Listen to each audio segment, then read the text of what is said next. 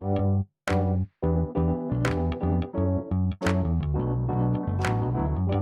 by Riverside.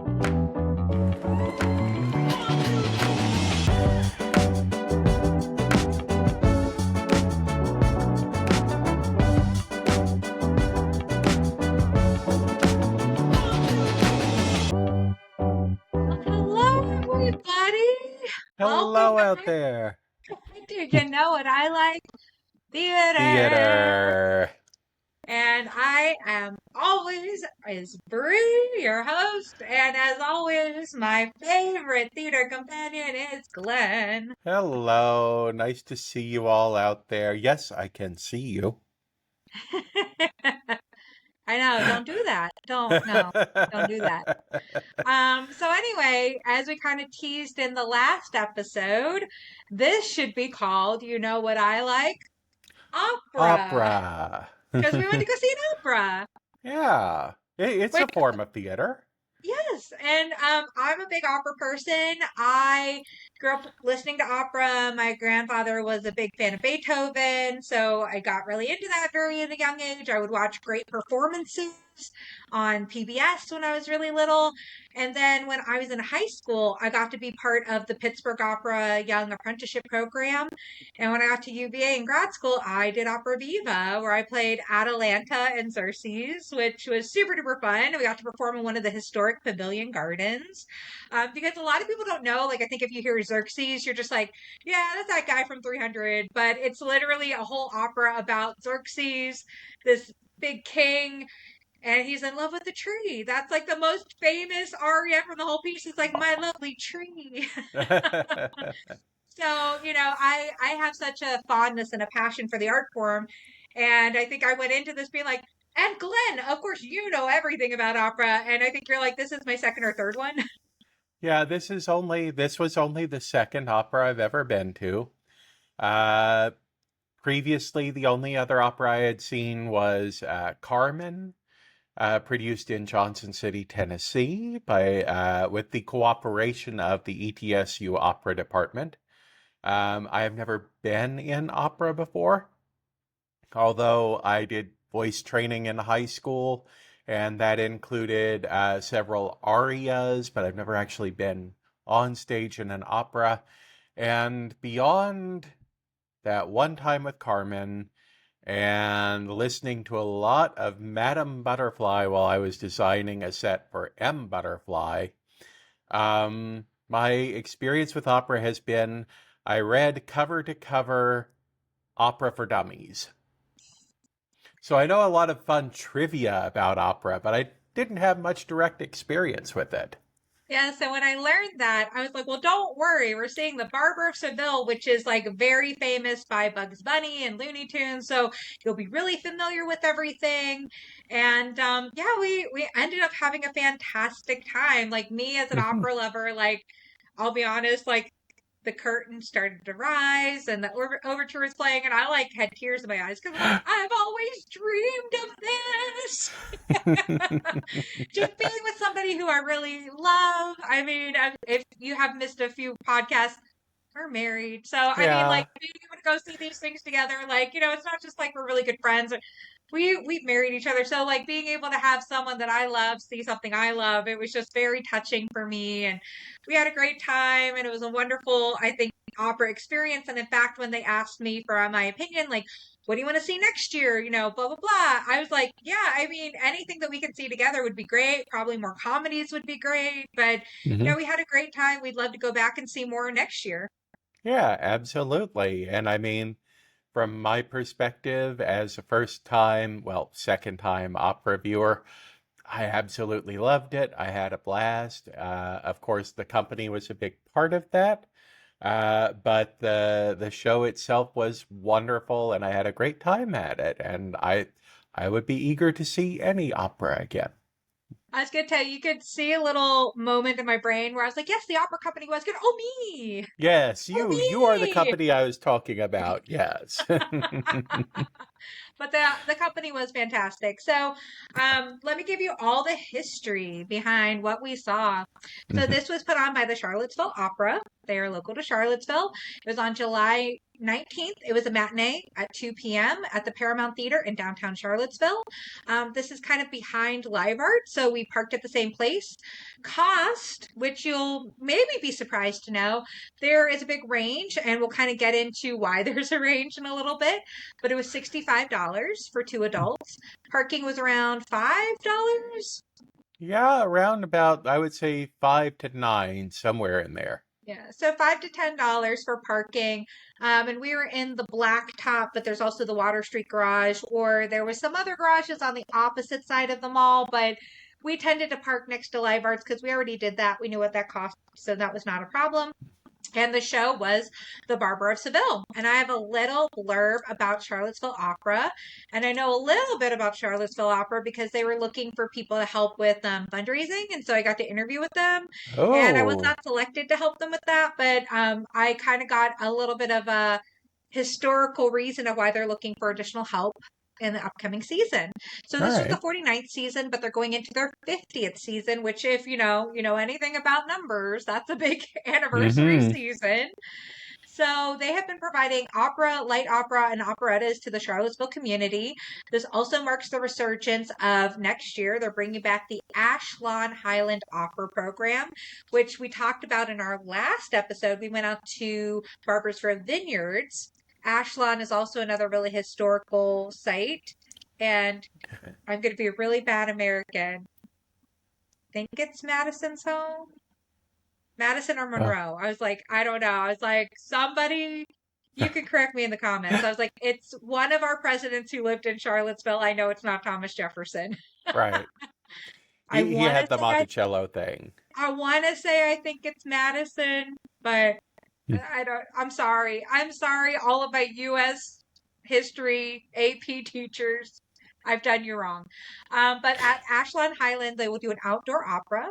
And this is kind of a program that they utilize to bring in new talent and to also bring in experienced opera singers. And that was something that we saw in this one as well. They do a lot of youth outreach, including festival art days and things that are open to the general public. Like I think they just completed one in June at King Pavilion where they were putting on the Rodgers and Hammerstein Cinderella and they invited kids to come out. And I think they pair with like the symphony where they can like touch all the instruments and they partner with the ballet. So it's like really just trying to get younger people and broader audiences interested in local, kind of more classical arts performances.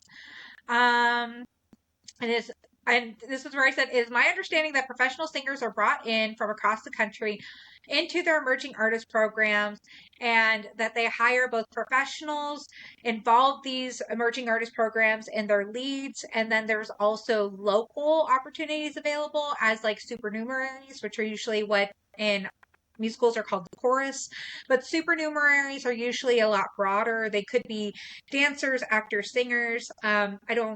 I'll be honest, I've been involved in opera for a really long time. Do I know what they're called supernumeraries? Because they're just in addition to everybody else who's a named role. That's my best guess.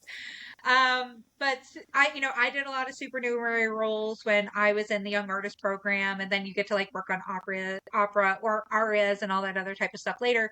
But like I think I was explaining to Glenn, as I said, a supernumerary could be you're in La Boheme and you just need a ton of people, and so you're back there being like, oh, I'm gonna buy this bread, and you might only see the back of my head, but I get a full costume.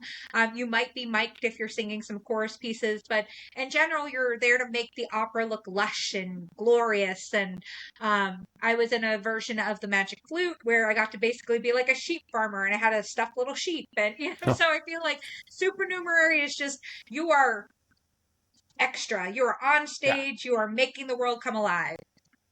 So I said I could be mistaken on how this is presented or understood within the world of Charlottesville Opera, but just from kind of talking with the organizers and leadership very briefly and going onto their website, that is kind of my understanding is like the people who we saw on stage are international or national performers.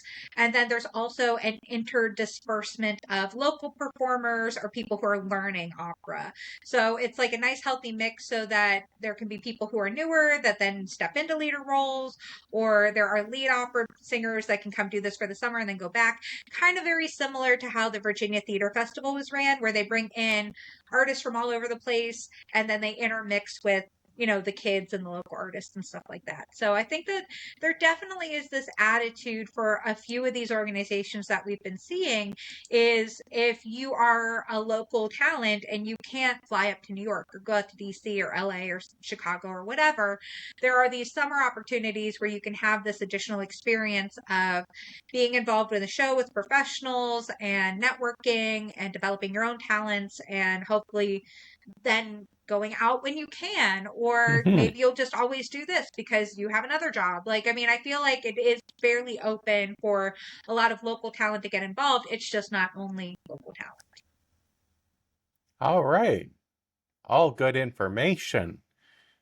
Your Yeah. your research talents astound me. Trying. I was like, I feel like that is the one thing that I could improve upon with this podcast is, verify sources. But I feel like I try to go to the show's website, I try to go to the organization's website, and I do my best to try to like figure out, the context. Um, I can't imagine anybody would sit there and be like, I only want to see local people. I mean, there's definitely things you could go do that with. I just feel like if you're looking at something like the Virginia Theater Festival, if you're looking like something like Charlottesville Opera, I think it's just kind of good to be aware that one of their mission statement is to bring in world-class talent to Charlottesville, not to necessarily take over local talent, but to basically enhance it. And I think that's, a worthy mission indeed. Not everybody's going to do that, but they have the sponsorships and the funding to do that, so they do that. So, Well, and that is my understanding, based on my expertise in opera, is that that's actually a fairly common thing for a lot of local opera companies, is that they may have varying emphasis on exactly how much they use local talent, but almost all of them are based around the idea of we bring in some of the biggest voices in opera to be here on our local stage performing. Yeah. Yeah. So are you ready to get into some pros and cons? Yeah, let's get into it. Alrighty. So I think we can both attest for our biggest pros. The performers were just outstanding. Oh, yeah. I think that from my perspective, I went into a lot of this being a bit of a snob. I said, I've been involved with Pittsburgh Opera since the 90s, and so I really had such a soft spot because, like, also my cohort, when I was a young emerging artist, got to study under Elizabeth Futrell and David Miller, who's part of the pop group El Divo. So anyway, it was like one of these things where I was like, Pittsburgh is so good. We're such a big art city. But, I was really all in for my experience. And I'll be honest, I had such a bias of like, I don't think Charlottesville is going to be that good. I don't understand the draw. It's kind of a mid-sized city. Like, I mean, like you would go to Chicago or Pittsburgh or New York. Like, I mean, like I was a real chip on my shoulder. And they really was like, I don't know why I ever thought that. I was denying myself something so beautiful and pure and wonderful and good. And like, there was not this really like, I'm getting a second best experience. I'm getting leftovers. I mean, it was like outstanding. And I'm like, I could have been enjoying this the whole time. It was my own biases and prejudices that was like, no, I'm only going to go see theater in a big city. Blah, blah, blah. And I don't know why I thought that. But literally, I was like, I had avoided, like, I went to go see Met Live on HD. I went to go, like, I bought a season ticket when I was in grad school, and I went to the Paramount all the time to watch it on a movie screen just so I could see New York opera on a movie. And I would just be like, but I'm not going to go see Charlottesville Opera. And that was just such a foolish, foolish mistake. I really regret that decision. I could have been Aw. seeing a great opera every single summer. And Yeah. that was like really one of the things that I had to like hit myself the whole way home about is how great this experience was, how wonderful the performers and the singing and the orchestra and everything was. And I had literally cut off my own nose to spite my face. Well, and that is an amazing amazing realization to have. That it's like, and you're right, with the company that performed it, this was amazing. This was an amazing production. And in no way did you walk away feeling like, oh, well, I saw a little rural company somewhere do opera. It genuinely was, in my personal opinion, having seen now a grand total of two operas, it was the full experience that you expect from opera in terms of the performance quality, the costuming, the sets, everything. Absolutely. And then I had my favorite little shout outs. I have my favorite people. So I loved the tenor, Count Almaviva. He was Mhm. just a beautiful, beautiful singer. I think the second he came out and started singing, just so professional, so wonderful. He was just by far one of my favorite people on stage. And then I also really loved the maid who was the mezzo. I think her voice was much more. You could even call her a second soprano. She sung very high, had a beautiful whistle register. But Berta, the maid, Mhm. I thought she was phenomenal. She had such great comic timing, and I like leaned over to Glenn. I'm like, "That's who I want to be." I just thought she was fantastic. So those are my two bravo, bravo, bravos. I just thought they Mhm. were amazing, and like of course, the lead, of course, Figaro was great, but it's like if I had to say anybody aside from the titular, who everybody knows, Figaro, Figaro, Figaro, those are my two. The tenor and the second soprano were just outstanding, and I just really loved their acting, their presence, and of course their singing. Yeah, absolutely. And I think all of those people definite highlights in the show.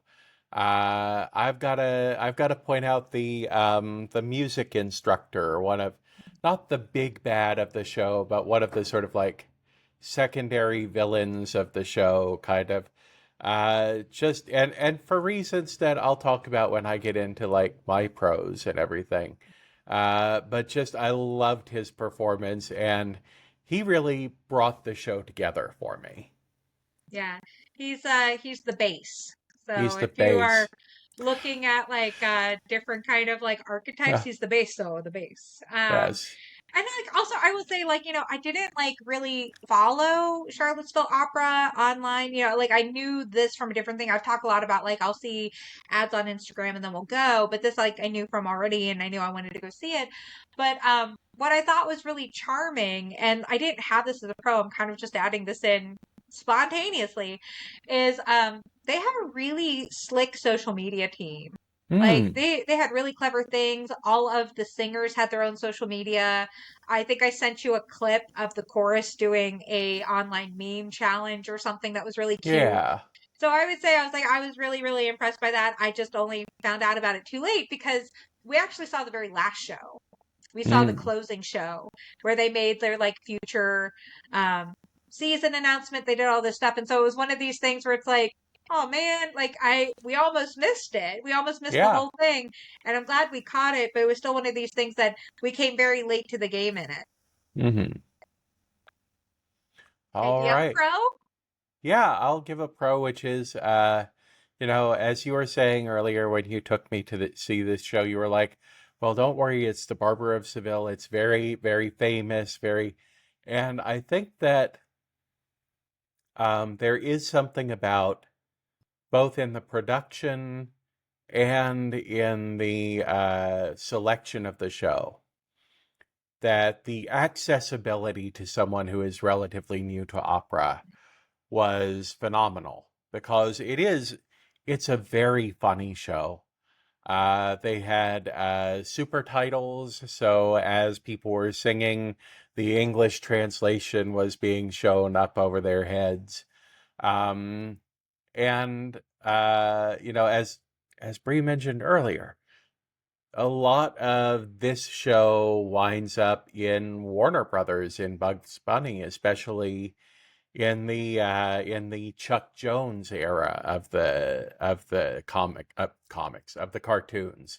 Um, and Bria's heard me tell this story a million times about Chuck Jones telling one of his animators, "I've drawn this frame and I've drawn this frame. You should put 19 frames in between these." And the animator being like, "Well, whatever, I'll just do whatever I think is right." Turning it in and playing it for Chuck Jones, playing the scratch test for Chuck Jones, and Chuck Jones saying, "I told you 19 frames, why did you use 26?" And the animator being like, "How could you possibly know that?" And Chuck Jones saying, "Because it wasn't funny. If you did 19 frames the way I told you to, it would be funny." And the animator going back and doing the 19 frames and being like, "Well, crap, he's right. It is funny."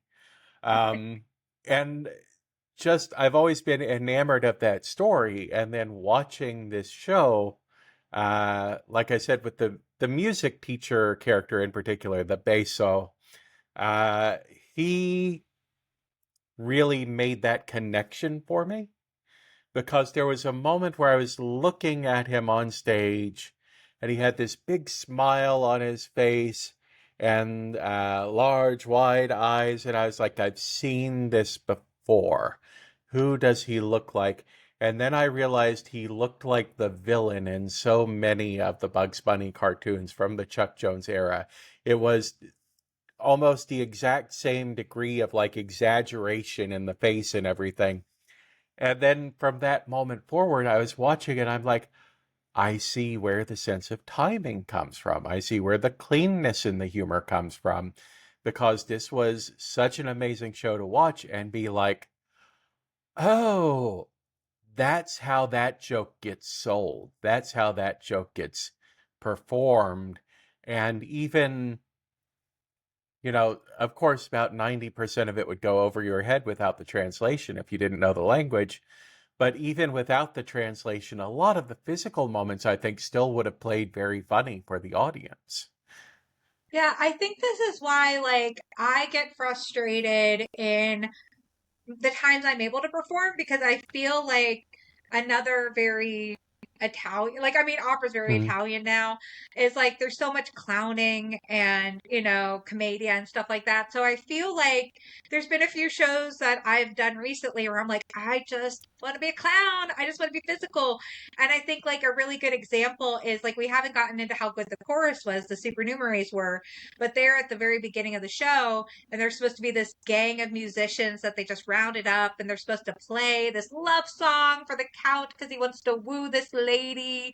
And literally, like, they played it in such a way that you're like, oh, this guy's just like, Giuseppe got a banjo, I'm gonna go steal it so I can go get paid. Like, you just start realizing they're not real musicians. Oh my, like, Yeah. maybe one of them is, but you start realizing these are just some hustlers. They're like, yeah, give me that drum set, I got a triangle. It's like they're literally just con artists. And so it's really funny. It's they're like, okay, fine, the count has allotted 20 pieces of gold, everybody gets a gold. And then you see this one guy that's like playing the recorder, and he goes up and they're like all gone, and he's like, oh, gets back in the line. And then they sing this song that's like, thank you for the money. And I like lean over to Glenn and I'm like, it's because they're asking for more money to shut up. But they did that so well. And I feel like that's Yes. kind of the whole thing about opera, is you have these moments where it's like, it's on purpose when they're like, and now we're being quiet. And I think it's so funny. Like, I mean, these are things that are hundreds and hundreds and hundreds of years old. Like, there's nothing new about this gag, but it's such a human experience. And especially the whole thing about the Barber of Seville is like what people will or won't do for money. What Mhm. happens in love when there's money involved? What happens, can you buy my loyalty? Can you buy this service? And I feel like it's just such a funny thing, and such a thing that we see now, that it's like, this is why we're watching this, and then why we'll watch it in a different language, and why all the same bits work, whether it's like Bugs Bunny doing it or people doing the same show for the 100th time. Yeah, absolutely. It still plays very well. And even before Brie leaned over to me to be like, they're saying, give us more money. I was sitting there and just laughing my head off because the entire back and forth, as Bree said, is the guy being like, all right, quiet, quiet. We've got to be very quiet because we don't want to wake people up on the street. And all the musicians each time getting louder, being like, yes, yes, we're very quiet. Thank you for the money. Yes, and all holding up their coins. And I was like, yeah, Yes. I have two hands. I could have two coins. Yeah, Huh? yeah. Guy at the But yeah, back I being mean, just like, I don't have any coins. Can you? yes, yes, holding his little head, and like they were also really outstanding at the end too, because there's supposed to be the big thing. Now all the lovers are met. There's going to be a great wedding. It's going to be fantastic. You know, it's a comedy. It ends with a wedding, and each of them are now soldiers. And we were just laughing at all the little bits each of them were doing as soldiers, because some were like doing a kick line, some of them were dancing with their weapons, and it was just like you could just tell the director had such careful thought and intention at directing every person on that stage. Everyone had a role, everyone specifically placed, and it was just so entertaining and enjoyable. We just loved them. Yes, absolutely. I was like, and I think we can ruin the end that you really enjoyed and we both really laughed at, where two soldiers skipped off arm in arm. I Yes. was like, the show's over. You can't go see it. So let's just ruin the ending. Yeah. But like, I mean, that was such a, like, this is why you don't get up and run to go to your car. You want to watch the whole show. Yeah, absolutely. And yeah, it So was a fun moment because, like Bree said, you've got the soldiers dancing with the guns, you've got the soldiers at a kick line, and then at the end you have the two soldiers locking arms and being like, let's skip off together. yeah, so chorus, sound, orchestra, set, everything was amazing. No complaints. Yes. All right, next I think you might want to talk about this, but Hmm. this was a place we bought snacks at. Yes. So it was $9, I think, for a drink and a popcorn, Mm-hmm. and we split the popcorn. Yeah. And I took a picture, and maybe I'll like post it for the cover photo for this episode. But I was like, the film optimist is having film snacks at an opera. I thought that was so smart. I Yeah. loved it. Yeah, It was affordable. It was absolutely. great. Yeah, because the Paramount, the venue where it was held, is a restored movie palace. It's a restored downtown movie palace. So, yeah, it was very nice to walk in and see, like, oh, and they actually have, like, the counter set up selling movie snacks. So, yeah, you could go in and you could get a glass of wine and things you would think of as, oh, this is for the opera.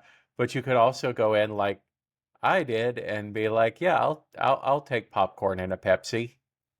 Yeah, and they're Like, like, oh, and if you turn around behind you, there's coffee, there's flavorings for the popcorn. I mean, we just had butter, but still, it was yeah, just like they utilized everything that was already there. And to be it that it's like, it wasn't, oh, this is an opera, you can't do it. It was like, yeah, go ahead, have a drink, be comfortable. yeah. So So, since we got there a little early and we hmm were able to get a little snack. There was also something really cool going on that, like, you know, I don't know if it was just for anybody who got invited or I don't know, but I was like, I might have gotten a confirmation email that said you could do this and then I just forgot. But there was like a pre-show in the lobby where they're talking about how, okay, so Barber of Seville is Rossini and The Marriage of hmm Figaro is Mozart, and how many operas are there a fan made sequel? yeah, And I was like, that's cool. So I thought that was really neat. And then, of course, before the play started, they announced their next season. And so I said, you know, I thought all of these were like nice little special touches that the opera company did to make things engaging to, you know, either patrons or audience members. And you just kind of felt like you were in on like a nice little secret or you got a little extra bonus. And of course, people doing opera are really passionate. So I was like, that was cool too. I'm kind of glad we showed up a little early, but also at the same time, we're like, what's all this? So yeah. maybe I'll just have to read my email better in the future. Well, and it does just a little bit that we caught of the presentation and everything. It added a lot of great context, not just to, oh, well, this show was based off of this show and everything, but it also added in a lot of context of, well, a lot of the reason that the Marriage of Figaro probably exists is because Mozart really needed a hit right then. So it kind of brought home the whole idea of when you're seeing these shows now, we think of opera as this very serious art form that's very high class and things like that, but it falls into that same realm of Shakespeare where it's like these were the popular entertainers of their day. So they Well, in really did working have to class. consider. Yeah, they really did have to consider, I need something that's going to sell tickets. Yeah. I mean, that's what I think is so impressive. It's exactly what you said. Like, people think it's opera, snooty nose in the air, but it really is a working class thing. And that's like why my grandfather, who was a cement mason, loved it. That's why Hmm. Chuck Jones, who was an animator, loved it. And it's why people like could sit there and say, I'm a tenor. I'm always going to play tenors. I'm going to play on type. Same thing as like Shakespeare shows. I'm always going to play the villain. I'm always going to play the heroine, whatever it is.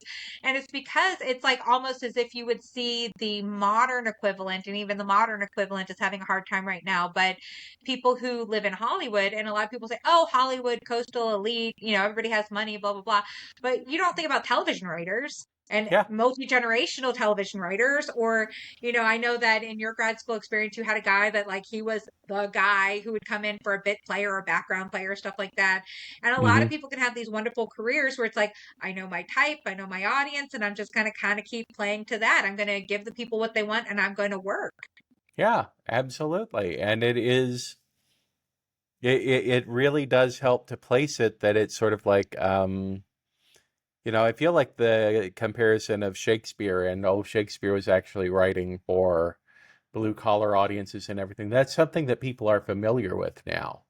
But it really does help to remember that it's like, and that wasn't uncommon. Mozart was writing for the people. He wasn't writing just for a select few elites who were going to listen to his work.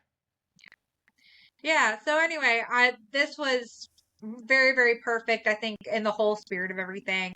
And then I have one last pro. I know we've been going through them fast and furious and hot and heavy, but I said, what I thought was also really impressive is they were really flexible with the audiences. Hmm. So one of the stories that I think I kind of mentioned to you as we were going home is I said, oh, I got really nervous in the middle of intermission because they called intermission. And there was like a big group in the middle that were still standing and still talking, and nobody had gotten back to their seats. And, I think there's still some children that were in the front row that weren't sat. And I was like, oh, I don't know what they're going to do. Are they not going to let them in? Like, are they going to have send over an usher and be like, come on, sit? Like, we got to get ready. But like, literally, what ended up happening is the show just started and people just naturally went back to where they were. They came in a little late. And I was like, oh, that's kind of like traditional opera as well. Is like, you are there performing for the people, but the show's going to adhere to the schedule, and you're not going to sit there and go, for shame, you didn't pee fast enough. They just let things naturally happen. They just said, okay, lights are going down now. You sort yourself out. The show's going to start. And I was like, that was impressive to me because I do feel like it's again with that, hey, you got to behave a certain way, you got to clap a certain way, you got to do that. And so giving that flexibility to the audience members, I know made me feel like I would like to come back again, because if I was having a really bad time in the bathroom, I don't want to sit there and be like, well, I'm going to miss act two until they clap. Like, just knowing that I could just come back and not be disruptive was really nice. Yeah, and it goes a lot toward what we've talked about in the past with the theater offering hospitality. That I was impressed by walking in there, and of course, you were all dolled up for the opera. But just walking in and seeing like a large number of people walking around who were like in shorts and polo shirts and things like that. People who looked like they were out enjoying a hot summer day. And it And was while we're really out, why, hot. yeah, while we're out, why not just take in a show? Yeah. Yeah, we came out and we were like smacked in the face with the setting sun at 5 o'clock, and we're like, oh God, we're dying. Yes. But you know me, any excuse to dress up. So I was like, I don't know where else I'm gonna wear a big red dress with puffy sleeves, but I'm prepared just in case Rosalinda has a frog in her throat. I will hop up. I'm dressed appropriately. I There you look go. like I belong in Seville. I'm always preparing for the worst. I've seen enough murder shows where somebody gets murdered, and you just need to be wearing the right dress. Yes, absolutely. You're wearing the Well, right dress, and they're like, have you ever considered? well, how did you know? Um, well, those are all my pros. Do you have anything else to add before we move on? Oh man. Well, let's see. We've talked about the cast. We've talked about the production values. We've talked about the snacks. We've talked about how they manage the audience. I think we've talked about everything. Yeah. I think we're ready to move on. Sure. Yeah. So you'll notice sometimes we talk about seats are great, seats weren't great. And at the very beginning, I was like, these seats are great. We had these seats Hmm. during the Virginia Film Festival, and they were fine. We saw Nikki Giovanni. It was wonderful. Yeah. So we realized very early on in our seats, because we had some people in front of us who got up and promptly left. There were lights on the side of the stage that were there to illuminate the stage that bled into our seats, and that's why we got great seats for $65. Hmm. And it didn't bother us. I just mention it because literally in the very beginning I was like, well, I am so shocked I had such affordable seats so close to the stage. Like I thought for sure we'd be up in the nosebleeds, and here we are. We're getting to be close to the action, hearing great orchestra. There was a part where Figaro came down from the aisle right next to us, and so literally we thought we like won the jackpot. So I just said, I was like, we selected more affordable seats that were close to the stage. But how the lighting was done, it bothered people. It did not bother Yeah. us. It did make people in front of us move. But what I thought was really successful about it and why we didn't move is the actors, I guess, were told to be aware of this. So that was also why Count Almaviva was my favorite, is he was always the star that stood in front of the light for me. He always just remembered his blocking, and I don't know if it was like that's where he was told to stand or he was just very aware of it, but it just seemed like he was always my hero of like, I will stand in the light for you, my lady. Don't worry about it. I am going to stand here and sing, and you won't have to have light shining in your eyes. You will just look at the light of me. And I was like, I love this.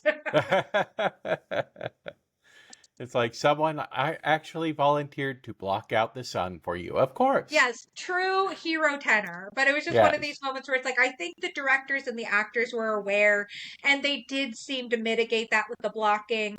Like I said, I don't know if it's on purpose. I don't know these people, but I will say I think that they did really try to do that. And I've noticed particularly with the Count and with Figaro and the chorus, they were very, very well aware of that.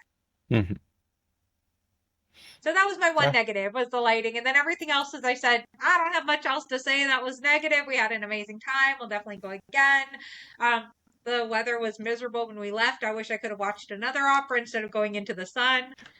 But Yeah. literally, I was like, it was such a good day. We literally had another event to go to at 5:30, Yeah. and Around then. we came in such high spirits and such high energy that people kept asking, well, where were you? Why are you in a fancy dress? Why are you in a good mood? And we're like, we went to the opera. Yes. So we had a great time. Yeah, and like you said, the weather of course was very harsh that day. Stepping out of the nice, actually really well air conditioned venue into that glaring sunlight was kind of a bummer, but that cannot be laid at the fault of the opera house. That's at the fault of we should have been taking better care of the environment all along.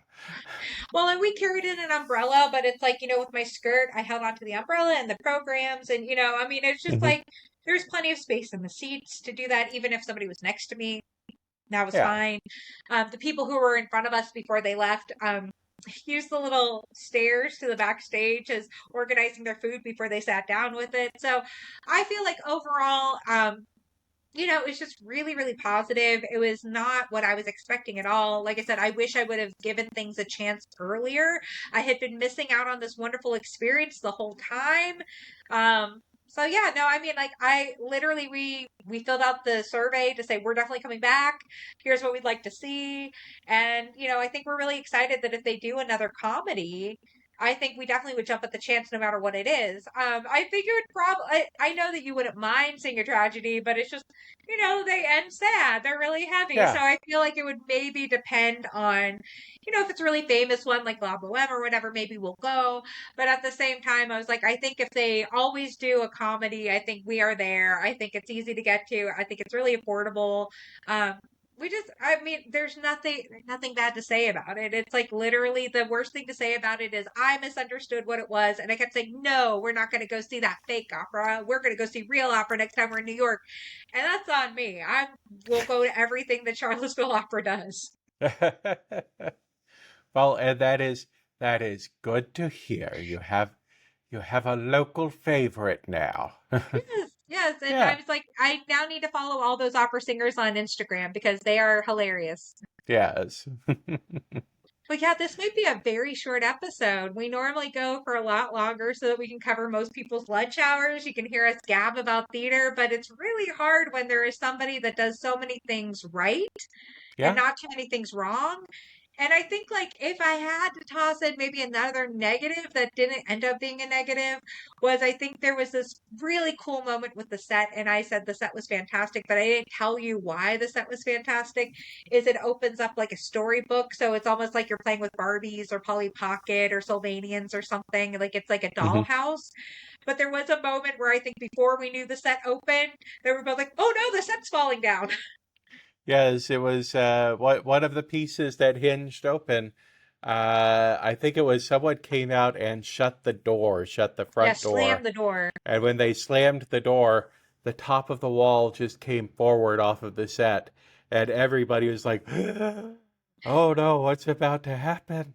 And then, like, they completed the whole scene. And, like, I know I was sitting there watching that corner being like, just stay up, stay up, stay up, stay up. Yeah, how are they going to And fix then it?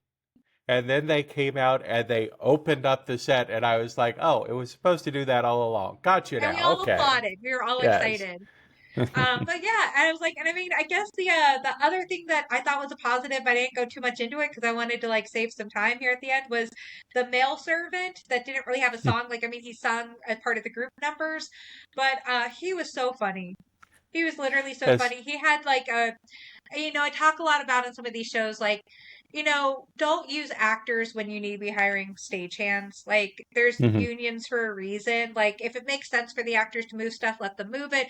But don't use actors as free labor. It's demeaning, it's degrading. I don't really like it. It seems cheap and uncreative. And, like, you got to do what you got to do. But, like, I was telling Glenn, I was like, I think it's like if you're in a student production, of course, use those actors. Like you're a student, you're learning, you don't have the resources. But if you're like a really big opera who's been around for 50 years, like hire technicians. And they did. They had technicians, they had permanent techies. But there was a moment where the servants were responsible for moving stuff in the house because people are coming over, we're having a dinner party, whatever it is.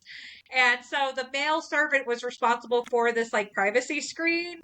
And he just cracked me up because he was right in front of us. And so there was this moment where it's like the romantic love song, and he's like, doing this like a bear, scratching their back on the screen. Like, I love this screen. It's my screen.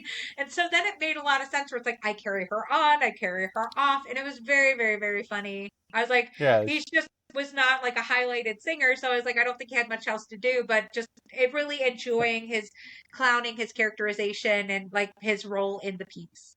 Yeah, he may have been a character in an opera, but he had big riffraff from Rocky Horror Show energy going on. So, Yeah, we said it's Riff Raff and Magenta if they were in Rossini. yes. But yeah, and Oh, everybody was really great. Like I mean, I don't think there was a negative person. Like I said, I was like, if we didn't highlight somebody, it's not because we're just like, oh, and they were worse and dragged it down. Everybody was amazing, but like when your yeah. baseline is everybody got an A+, like we had to highlight who like got above and beyond those things.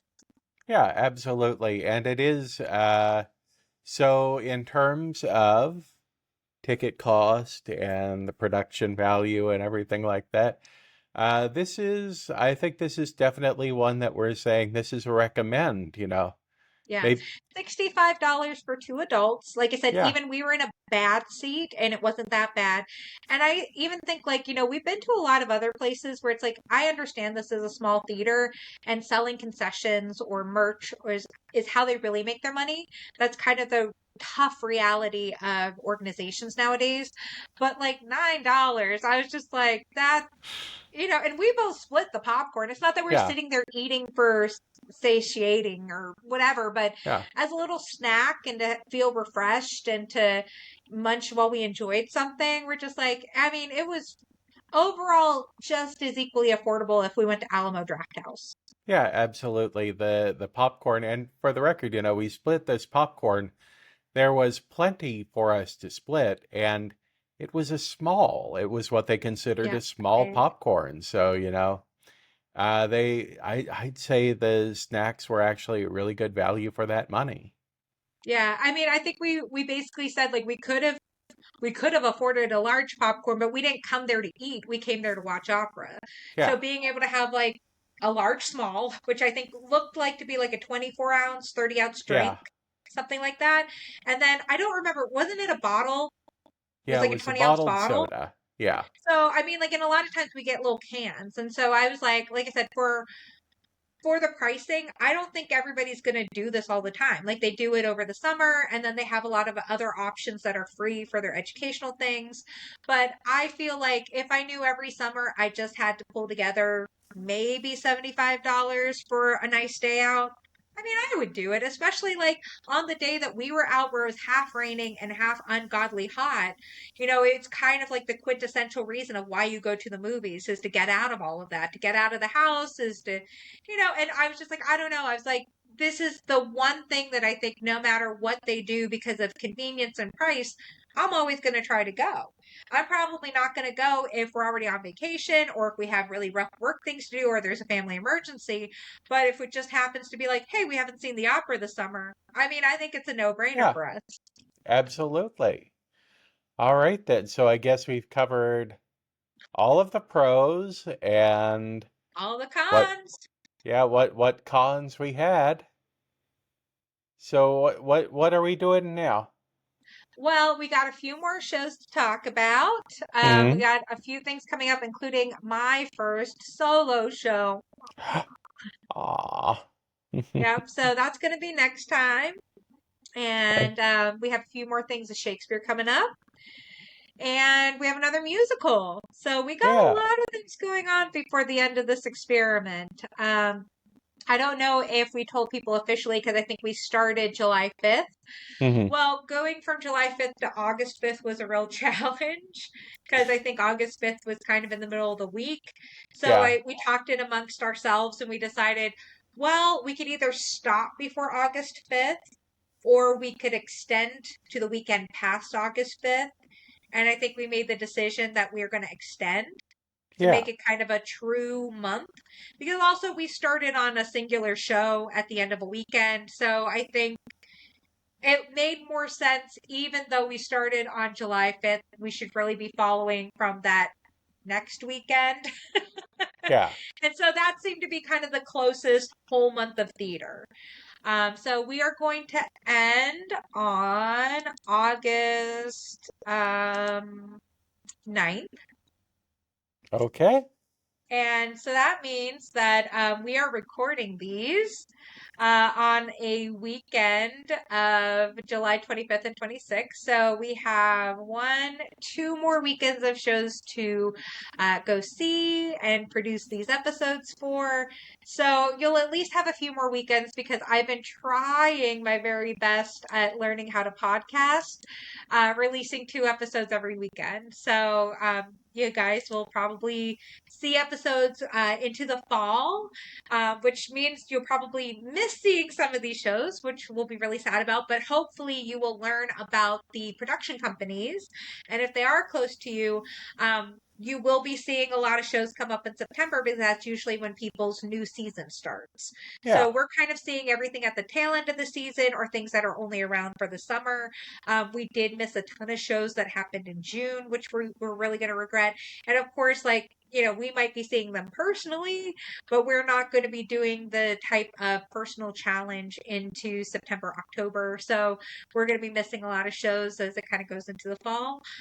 So I guess what I'll ask of you guys, since we have a little bit of time, is if you are a performer, if you are a theater company, if you are within 2 hours of Charlottesville, Virginia, please put in the comments like what you'd like us to come and see. Even if we aren't doing the challenge, we would certainly be open to coming, paying for our tickets, paying for parking, maybe buying a snack, and just kind of objectively letting folks know that you guys are out there, what you're doing, because we've really enjoyed this. Like, nobody's asked us to do it, but I think we're running into a problem of like it's become harder and harder to find newer things, smaller things. And so if you are out there and you find us, please send out the beacon and let us know. Like I said, we're not asking for free things. We're not asking for anything other than an invitation, and we'll make everything else work if we can.